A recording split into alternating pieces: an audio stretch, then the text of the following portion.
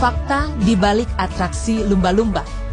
Lumba-lumba adalah hewan yang selalu menarik perhatian kita sejak kecil. Bagaimana tidak? Binatang ini dikenal sangat pintar, lucu, penurut, bahkan disebut-sebut sebagai sahabat manusia. Karena sifat alamiahnya yang pintar inilah, beberapa orang membuat pertunjukan lumba-lumba yang akhirnya banyak diminati orang untuk ditonton. Tapi tahukah Anda, saat kita bahagia melihat mereka berloncatan ke sana kemari, lumba-lumba yang ramah itu justru sedang kehilangan naluri hidupnya. Fakta yang pertama, menurut observasi, lumba-lumba sirkus dilatih dengan sistem reward and punishment. Pelatih akan membiarkan lumba-lumba merasa lapar. Jika tidak menuruti perintah, para pelatih juga akan memaksa lumba-lumba melompat dan mengikuti instruksi dengan iming-iming beberapa ikan yang sudah tidak segar sebagai bayaran. Selain karena kapasitas otak yang lebih besar dibandingkan hewan lainnya, lumba-lumba juga bisa mendeteksi keberadaan lumba-lumba lain. Pada jarak 220 km dengan sistem sonarnya, mereka akan melihat dan berkomunikasi dengan menggunakan getaran suara yang merambat di perairan yang tenang.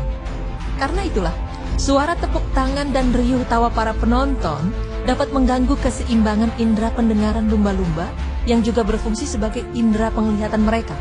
Gangguan resonansi yang datang dari riuh penonton di sekeliling bisa membuat lumba-lumba mudah stres hingga berujung pada kematian. Secara alami, lumba-lumba menerapkan pola hidup berkoloni. Mereka akan berkenalan dengan lumba-lumba lain, mencari makan bersama dan gotong royong untuk tetap hidup. Namun hidup alaminya akan terpasung saat mereka dijadikan bintang sirkus. Dalam proses training, mereka terpaksa hidup di kolam sempit bersama 2 hingga 3 lumba-lumba lain. Proses perpindahan dari satu lokasi atraksi ke lokasi lain juga bukan dengan berenang, melainkan diangkut dalam kotak sempit yang dimasukkan dalam truk.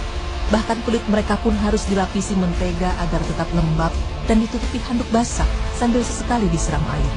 Dan jika ada yang mengatakan atraksi lumba-lumba adalah salah satu bentuk kepedulian demi menjaga kelestarian, fakta ini justru menunjukkan sebaliknya.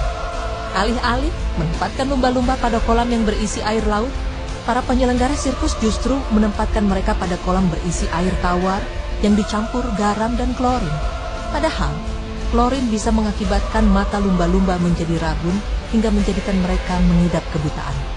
Tindakan ini jelas-jelas bukan upaya pelestarian, melainkan sebuah aksi yang menyebabkan lumba-lumba stres berkepanjangan dan bisa disebut juga dengan penyiksaan binatang. Pemirsa beriman, Islam mengajarkan kita untuk menyayangi hewan. Rasulullah Shallallahu Alaihi Wasallam sebagai sebaik-baiknya contoh bagi manusia juga mengajari kita bagaimana seharusnya kita bersikap kepada hewan. Disampaikan dalam hadis riwayat Muslim bahwa Rasulullah Shallallahu Alaihi Wasallam pernah menasihati seorang pemuda Ansor karena pemuda tersebut membiarkan untanya lapar dan membuatnya terlalu lelah. Selain kisah tersebut, Syekh Muhammad bin Shaleh Al-Utsaimin dalam Syarh Riyadhus Shalihin berkata bahwa Rasulullah Shallallahu Alaihi Wasallam memerintahkan untuk berbuat baik pada hewan ternak. Hendaklah manusia memperlakukan hewan ternak dengan cara yang baik. Jangan bebani hewan tersebut pada sesuatu yang ia tidak mampu, serta jangan pula mengurangi makan dan minumnya. Islam tidak semata menganjurkan umatnya menyayangi binatang, tetapi juga memberi ancaman atau tepatnya sanksi yang cukup tegas bagi orang yang menyiksanya.